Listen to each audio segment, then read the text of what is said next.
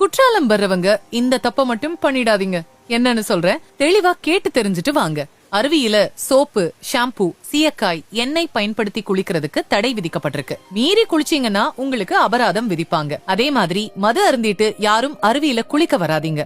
எக்காரணம் கொண்டும் விலை உயர்ந்த நகைகள், வாட்ச் அணிஞ்சிட்டு அருவியில குளிக்காதீங்க. தண்ணியோட போர்ஸ்ல நகைகள் அடிச்சிட்டு போக வாய்ப்பு இருக்கு. அது போக அருவியில குளிக்கும் போது கூட்ட நெரிசலை பயன்படுத்தி உங்களோட நகைகள் திருடு போறதுக்கும் வாய்ப்பு இருக்கு. நீங்க வெளியூர்ல இருந்து வரீங்கன்னா ஒவ்வொரு அருவிக்கும் போறதுக்கு சிரமப்பட வேணாம். குற்றாலம் பஸ் ஸ்டாண்ட்ல இருந்து ஐந்தருவி பழைய குற்றாலம் அருவிக்கு அடிக்கடி சிறப்பு பேருந்துகள் போயிட்டு வந்துட்டு இருக்கு. சோ வெளியூர் பயணிகள் இத பயன்படுத்திக்கோங்க. குரங்குகளுக்கு உங்களோட உணவை கொடுக்காதீங்க. வன உயிரினமான குரங்குகளுக்கு சாப்பாடு கொடுக்கிறது அஃபென்ஸ். சோ அந்த தப்ப பண்ணிடாதீங்க. பழைய குற்றாலம் அருவி, சிற்றருவி தவிர மற்ற எல்லா அருவிகள்லயும் 24 மணி நேரமும் குளிக்கலாம். வெறுமனே அருவியில மட்டும் குளிச்சுட்டு அப்படியே கிளம்பி போயிடாதீங்க.